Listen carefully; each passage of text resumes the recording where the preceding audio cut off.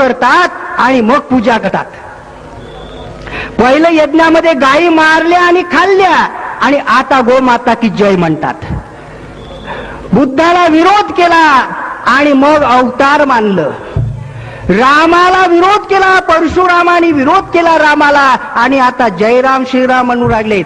छत्रपती शिवाजी महाराजांच्या राज्याभिषेकाला विरोध केला, एकही पंडित महाराष्ट्रामध्ये मिळाला नाही आणि आता जय शिवाजी म्हणतात. डॉक्टर बाबासाहेब आंबेडकरांचा किती छळ केला ते तुम्हाला माहिती आहे आणि आता बाबासाहेबांची पूजा करायला लागतं शंकराचार्यापासून. हे ओळखा तुम्ही, हे कारस्थान कोणतं आहे. या शेतकरी कष्टकरी कुणबी तेलीमाळी बौद्ध मुस्लिम या बहुजन समाजाला गाडण्याचं हे कारस्थान आहे. यांच्या या अंधश्रद्धांमध्ये आणि देवधर्माच्या मायाजाळात तुम्ही येऊ नका, लक्षात ठेवा. शिवाजी महाराजांचं असं एक धोरण नव्हतं आणि त्यासाठी हे लक्षात ठेवा की बुद्धांनी शिवाजी महाराजांनी नंतर हा समाज वर उचलण्यासाठी लढा दिला. शिवाजी महाराजांनंतर इंग्रज आले.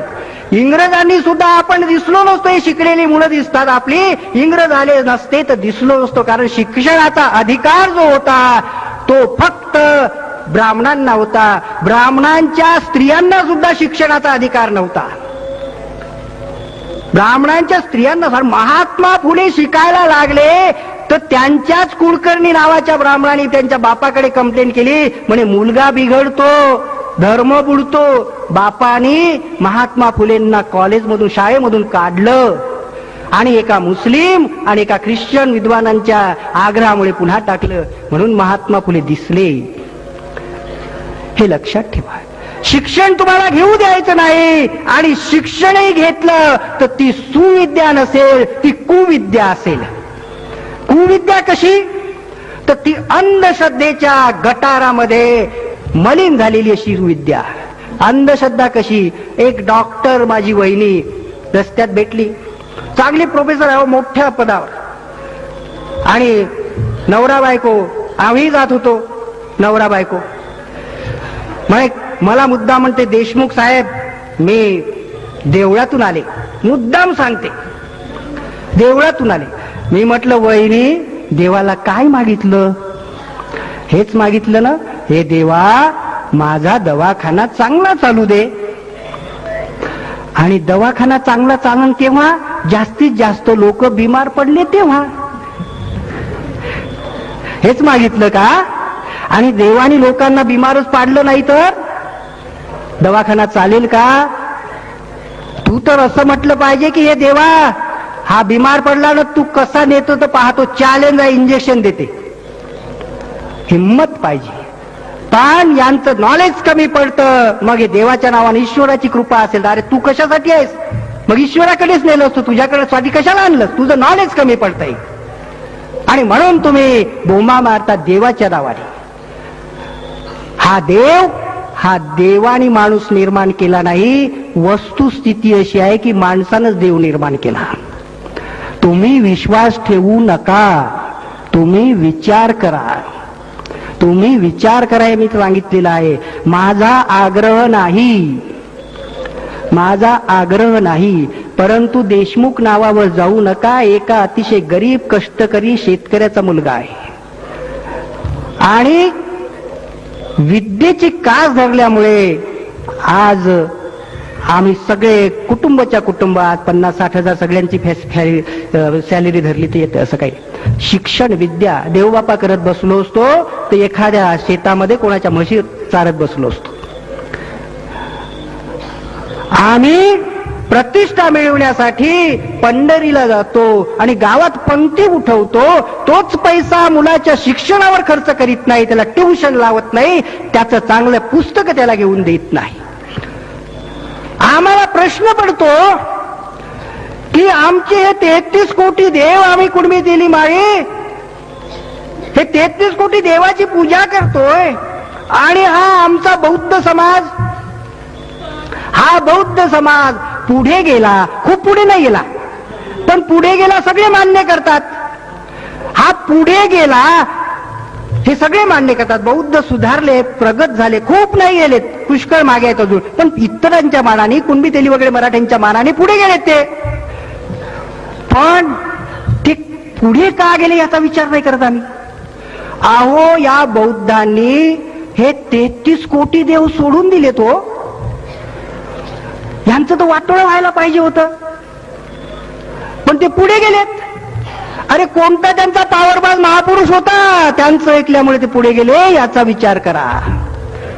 आणि ते पावरबाज महापुरुष डॉक्टर बाबासाहेब आंबेडकर, त्यांच्या शिक्षणाला मराठा कुणब्यांचा राजा छत्रपती शाहू महाराज यांनी मदत केली. हे बाबासाहेब महापुरुष ज्यांच्या शिक्षणाला आमच्या राजाची मदत झाली, ते जागतिक कीर्तीचे महापुरुष झालेत, याचा आम्हालाही अभिमान पाहिजे. परंतु इथल्या उच्च वर्गाने बाबासाहेबांबद्दल आमच्या मनामध्ये आकस निर्माण केलाय, तिरस्कार निर्माण केलाय. कारण आम्ही एक होऊ नयेत, आम्ही सगळ्या जातीतले लोक एक होऊ नयेत, आणि एक झालो तर ते दिल्लीची सत्ता आम्ही आपल्या मनासारखे तिथे कायदे करू शकू. हे होऊ नये यासाठी हे कारस्थान आहे.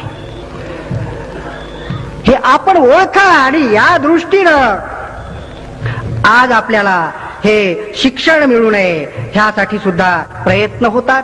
आणि जैसे ती स्थिती कायम राहावी अशी परिस्थिती निर्माण. इथे समाज परिवर्तन नको आहे तसंच ठेवा. ईश्वराची कृपा, देवाची करणी, नारळात पाणी. मुलगा नापास का झाला तर कुंडलीत शनीचा चक्कर होता, नमता ग्रह चक्कर असता, फत्राचा चक्कर, अभ्यास नाही केला म्हणून नापास झाला. अशा तऱ्हेच आम्हाला सांगण्यात येतं जैसे थे स्थिती राहावी. समाज परिवर्तन आम्हाला पाहिजे आहे. आणि एवढा मुद्दा सांगून मला वाटतं मी माझं महाराजांच्या संमतीनं संपवतो, कारण उद्याही बोलायचं आहे, परवाही बोलायचं आहे. लक्षात ठेवा, समाज सेवा आणि समाज परिवर्तन याच्यामध्ये फरक आहे. आम्हाला समाज परिवर्तन पाहिजे आहे. समाजसेवा म्हणजे एखाद्या इमारतीला आग लागली तर ती विझवणं ही समाजसेवा आहे. पण एक म्हणतो अरे थांबा, थांबा म्हणतो, तूच नाही लावलेली का आग? अरे नाही थांबा, तुम्ही आग विझवता पण ते आग लावणारे तिथे लपून बसले आहेत, त्यांना पकडा. आग विझवणं समाजसेवा आहे, आग लावणारे पकडणं हे समाज परिवर्तन आहे. पण ज्यांना आग लावणारे पकडायचे नाहीत ते आग विझवण्याच्या समाजसेवेच्या गोष्टी करतात. शेतकऱ्यांना कर्जमाफी देणं समाजसेवा आहे, परंतु या कष्टकरी शेतकरी वर्गाला कर्ज घेण्याची पाळीच येणार नाही अशी त्याची स्थिती सुधारणं हे समाज परिवर्तन आहे. बेकाराला नोकऱ्या देणं ही समाजसेवा आहे, परंतु या देशात कोणाचाही मुलगा बेकार राहणार नाही अशी परिस्थिती निर्माण करणं हे समाज परिवर्तन आहे. भिकाऱ्याला भीक देणं समाजसेवा आहे. पुण्याचं काम म्हणत असाल तर म्हणा, कोणी शिकवलं असेल तुम्हाला तर. पण भिकाऱ्याला भीक देणे ही समाजसेवा आहे, परंतु या देशामध्ये कोणालाही भीक मागण्याची पाळी येणार नाही अशी त्याची स्थिती सुधारणं हे समाज परिवर्तन आहे. जे शिवाजी महाराजांना हवं होतं, जे स्वामी विवेकानंदांना हवं होतं, जे शुकदास महाराजांना हवं आहे, जे आपल्याला हे हवं असावं असं मला वाटतं. आणि इथं मी माझं संपवतो. काही चुकलं असेल, कुठं दुखलं असेल